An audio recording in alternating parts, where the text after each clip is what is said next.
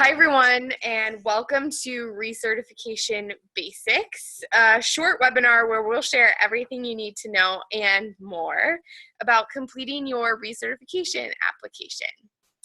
My name is Emily Smith. I am the Manager of Program Standards at ACLP, and I'll be facilitating the webinar today along with... Hi, everyone. My name is Alex Rodriguez, and I'm the Certification Coordinator. All right, so here's what we're hoping to achieve today. We want you to leave here with three things. We want you to have a solid understanding of the recertification process as a whole. We want you to have an understanding of your personal recertification timeline and an ability to leverage that to be able to complete your recertification application. And then lastly, we want you to be able to utilize your certification portal to enter PDUs and check your PDU report. Okay, let's cover a few of the basics. First, the recertification cycle is 5 years. In your recertification year, you can choose to recertify by either taking the certification exam or by earning and entering PDUs or professional developing units. If you do choose to recertify by taking the certification exam, there are 3 exam windows: March, August, and November. We encourage you to register for the March exam to allow yourself additional opportunities to pass the exam should you not do so on your first attempt. Finally, please note you do not pay certification maintenance dues in the final year of the recertification cycle. Thanks, Alex. A few more basics we want to cover. If you are recertifying via PDU, you must earn 50 PDUs if you are recertifying before 2019. If you're recertifying in 2019 or after 2019, please note that this number increases to 60 PDUs. All of your earned PDUs must relate directly to the exam content outline. And finally, ACLP does not pre-approve any PDU activities. We get a lot of calls and emails asking us about this. If you are unsure about a particular PDU or session, please go ahead and review the recertification manual. This is the best resource, and you're going to hear us say that time and time again. It really has the most detailed information you could ask for about recertification, and it's available free to you via our website. Great. So in a moment, we're going to dig into how you can leverage the certification portal to enter PDUs and complete your recertification application. But before we do that, I wanted to cover a few tips and tricks to assist you with this process. First, have your certificates of attendance on hand as you enter PDUs. This will help ensure that the information you're entering is accurate, which is incredibly important. We recommend keeping a folder, either a digital folder on your computer or hard copies, with all of your recertification materials. This will again not only help you when entering PDUs to ensure you're entering accurate information, but also help in case you are randomly selected for the audit. As you begin to enter PDUs in the portal, please be sure you're completing all fields, including entering the start and end dates for your sessions. Not doing so can cause inaccuracies in your record. And lastly, it's one of our favorite things: review the recertification manual. We can't emphasize that enough. It has an abundance of information about recertification and is incredibly helpful with this process. It's available to you on our website. Awesome. So here's what logging in to enter recertification is going to look like. So how do we get there? So you'll start from our homepage, childlife.org, and you're going to click Login at the top right.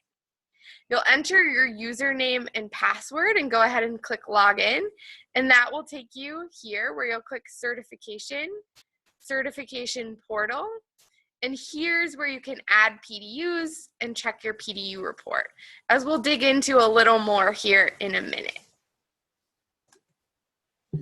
So now that you're familiar with logging into and accessing your certification portal, let's talk more about entering your PDUs. If you are deciding to recertify via PDUs, you must enter PDUs into your profile. It is critical that you enter PDUs accurately and complete all necessary fields to ensure your record is accurate. Because you cannot go back and edit entries, please be sure the information you've entered is accurate before you click Save. Thanks, Alex. Let's take a look at what entering PDUs is going to look like. So you've logged in. We're back where we were before, and we're going to click this first button, Add PDUs. You're going to select the credit type. So was it traditional session? Was it field work? You'll go ahead and click Continue. And this is where the portal is prompting you for additional information like the domain or how it connects to the exam content outline, session title, session type. This is where you're really going to want to be careful and leverage those certificates of attendance to make sure you're really going through line item by line item and completing these fields, but completing them with the most accurate information possible. As you go through and enter it, as Alex mentioned before, please make sure you're entering these start and end dates.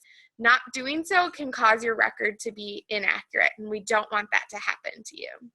Lastly, enter the number of PDUs, and then review and make sure it's accurate, and go ahead and click Save. You'll see once you do that, it will say credits added, and you can go ahead and click down at the bottom to keep entering additional PDUs. And that's really how you enter PDUs. Great, thanks, Emily. Now that you've been all experts in entering PDUs, you want to make sure you're able to access your PDU report. The PDU report is the best place to go to verify and ensure that you've entered your PDUs correctly. It provides a great snapshot of the progress you've made towards recertification and how many PDUs you may still need to earn. In addition to this helpful information, you can also find your recertification year, your membership information, and customer ID all in this helpful report. So again, what this looks like to you, to access your PDU report, you've already logged in. We're just going to click this button at the bottom that says PDU report. It's really as simple as that. Up at the top left, you'll see your customer ID and your membership status. And then this table is really that snapshot of your progress towards meeting the recertification requirements. The bottom provides more detail about the PDUs that you've entered. And you'll just want to review and make sure everything looks right and is accurate after you've entered PDUs. Always a good idea to check that PDU report, and now I'm sure you'll all be masters and know how to do that. So what does happen if you're checking your PDU report and you realize that it's inaccurate? This is something that happens, so don't panic. If you do happen to notice your record is inaccurate, we suggest taking a look and seeing if you can identify which PDU or PDUs is causing the inaccuracy. If you are able to isolate which PDU is causing the issue, please try deleting and re-entering the PDU in your record. Again, remember as you re-enter that PDU in your record that it's imperative that you complete all necessary fields. Typically, this is why we see inaccuracies in records. If you are not able to locate the source of the inaccuracy, go ahead and reach out to us. We're more than happy to work with you to correct this issue. Great. So you've entered your PDUs and check your PDU report to ensure your record is accurate. Now what? After you've entered your PDUs, you must also submit payment for recertification and answer the attestation questions in order to complete the recertification process. Once completed, updated certificates for your new recertification cycle will be mailed in November of your recertification year. So please don't be alarmed if you completed the recertification process in April and don't immediately receive your certificate. If you are selected at random for the audit, you will be notified with instructions. A few notes on the audit. Really a very small percentage of recertification applications are audited each year, and that's really just to ensure accuracy. Applications that are selected for the audit are selected at random, and if you do happen to be selected for this process, It in no way means that there's any doubt about your honesty or the accuracy of your application. Again, this is really why we recommend that you save and maintain records of all your recertification materials. So helpful to have that information on hand as you're entering PDUs, but also a best practice to have it in case you are selected for the audit process. And that is it. Thank you everyone for joining us today.